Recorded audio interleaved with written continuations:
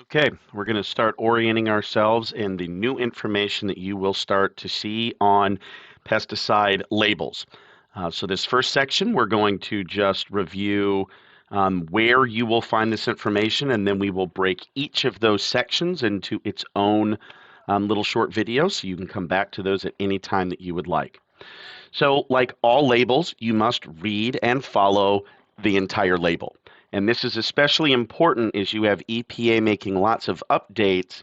Pretty much every time you get a new shipment in, it's going to be time to look at that label to see if this new information is there. So we have our normal information that we would find on the label. We see what the product is, we get the active ingredients, and we scroll through and see all of the normal pieces of a pesticide label that we know. The first place we're going to start to see differences is when we scroll all the way down and hit this mandatory spray drift management. And now we're going to start getting some more specific information about spray drift management, and we will cover that in its own little video section.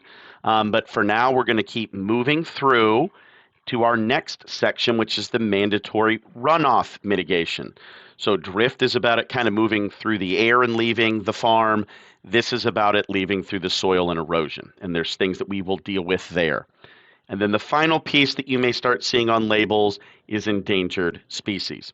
And all of this relates to EPA's new focus on endangered species, and you need to be aware. So, as a quick review, those three sections again are spray drift management, keeping it on the farm where it's not going through the air, runoff mitigation management, which is keeping it from eroding on the soil, and then finally the direct protection of endangered species through something called a bulletin that we'll talk about in just a little bit.